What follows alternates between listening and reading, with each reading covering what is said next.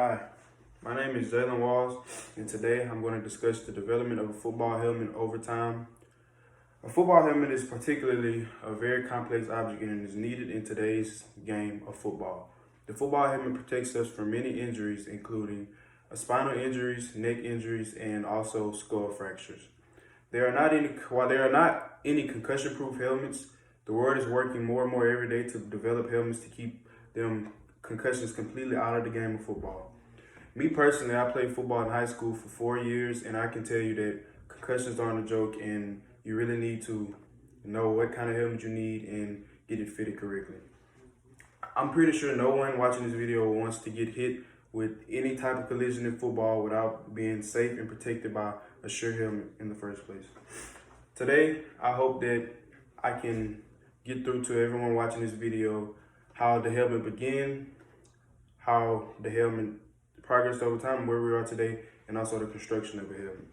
Based on the video I watched on YouTube, the evolution of football helmets, the helmet began in 1930 when John T. Reeves was told by a medical professional that one more hit to the head might cause insanity.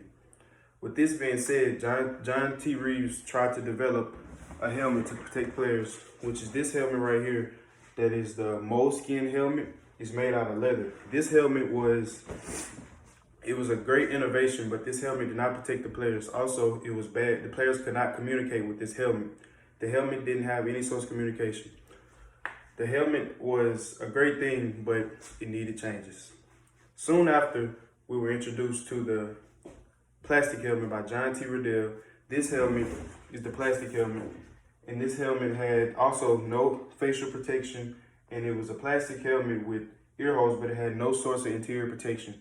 This led to players feeling very, they were reckless with this helmet because they felt they would protect them, but this helmet also didn't offer a lot of protection. Soon after, John T. Riddell introduced the first face mask to a helmet because players were vastly getting horrible face injuries, and it was slowing the game of football down. So we were introduced to this first face mask. This helmet was very innovative, but this helmet didn't do too much protecting either because you need to have face protection in the game of football in many ways. Soon after, well, not soon after, we introduced padding inside of helmets. This is the modern helmet, but we were introduced to pads inside of helmets. Like in the plastic helmet, there were pads like this on the interior to keep players safe, but they were very thin, and they didn't have any of this protection that you see in the modern helmet today. Well, with medical professionals and people in the football world teaming up, they quickly realized that those two groups work together to come up with a helmet that will help players completely and that will help them. And that's in 2002 when we were introduced to the first modern football helmet. The first modern football helmet is pictured here, where it was plastic steel. It had a face mask to it, and it had interior protection. Also, it had a chin strap to keep the helmet on so it wouldn't fly upon contact.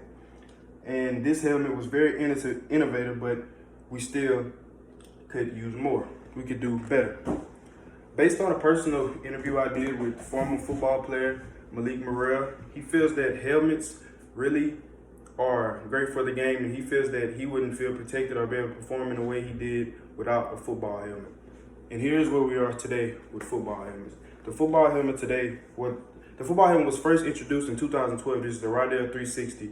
It was introduced first in 2012 with face masks, hard shells, and interior protection everywhere. As you can see, they have thick cushioning right here to keep players protected. It comes out so you can replace them anytime. Also inside of here, there's a read and react system to where if you have hard collision on the field, anyone tracking you on the sidelines or away from the game, they can also immediately get you out of the game if something is going wrong.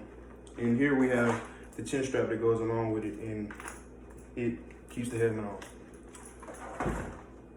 Today, I hope that I have discussed and got through to you all how important the helmet is, the construction of a football helmet, how it began, how it's changed over time, and where we are now with the helmet and where we will go with the future. Thank you.